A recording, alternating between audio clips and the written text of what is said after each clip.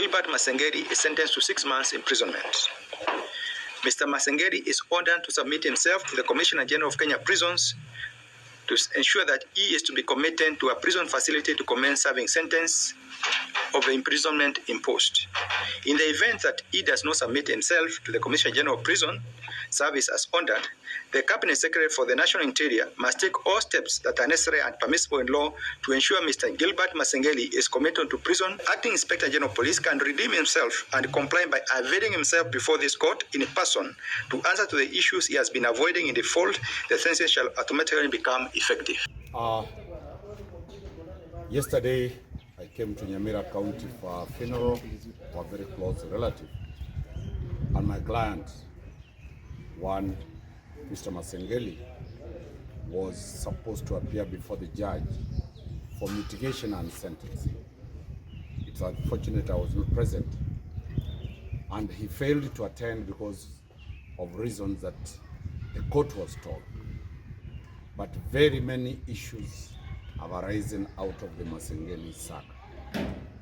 One, who is my client? That is Masengeli. Number two, what is the politics behind the persecution of one acting Inspector General of Police?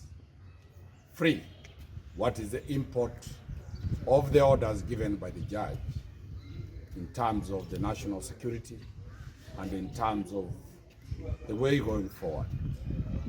First of all, my client, Masengeli, comes from the Administration Police Service.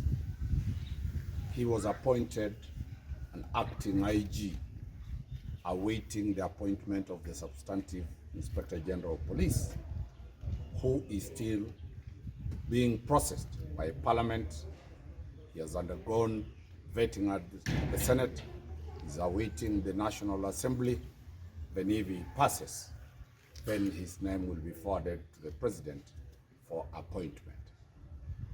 As he is there, Mr. Masengeli, one, joined the Kenya Police in 1989 as a police constable.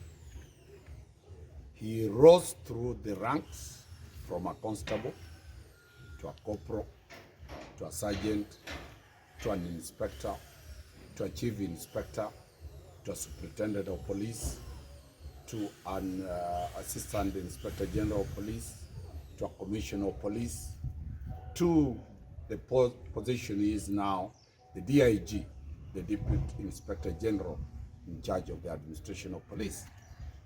Masengeli has a bachelor's degree from Kimathi University, Dedan Kimathi University. He has a master's degree from the same university, that is Dedan Kimathi University. He is an ongoing student at USIU, pursuing the doctor's degree. And therefore, when you look at the competence of that person, you will understand that he's not there by accident. He's there by right. In terms of the professional qualification, he has undergone various training courses, both locally and internationally. And his CV, when you look at it, you get to understand that he's the richest CV in the police circles. So the question that arises, why is Masengeli facing what he's undergoing?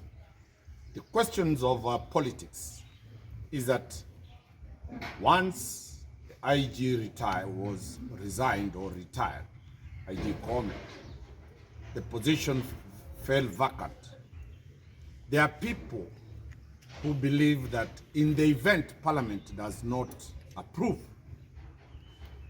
the proposed substantive IG, that is Mr. Kanja, because of any other reasons that are known by Kenyans, either one, that he comes from the same region with the CDF, the Chief of Defense Forces, and he also comes from the same place, same ward with His Excellency, the Deputy President of the Republic of Kenya.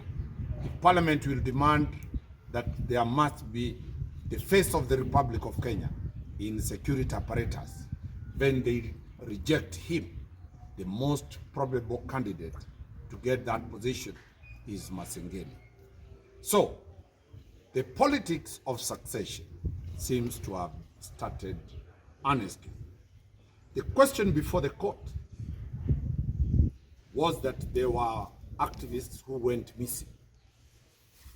The Law Society of Kenya,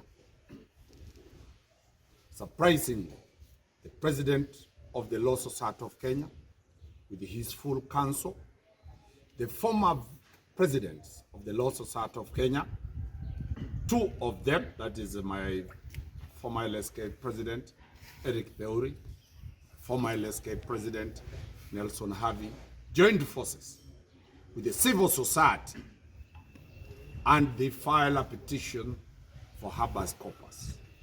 Habeas corpus means that anybody who is in the possession of the police shall be produced in court, alive or dead, or a death certificate. That is the purpose, the meaning of habeas corpus. Among the people who are sued is my client, the acting IG Masengeli. Masengeli did an affidavit.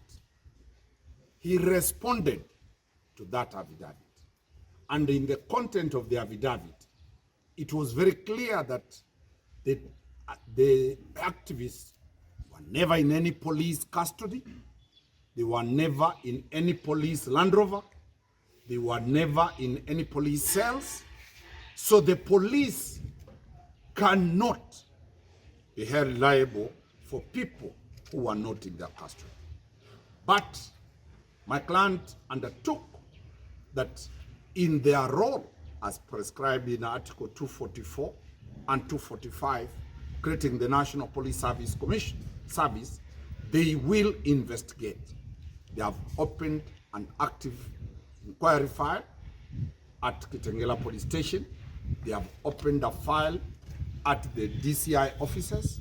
They have opened files all over, and anybody with information can give that information.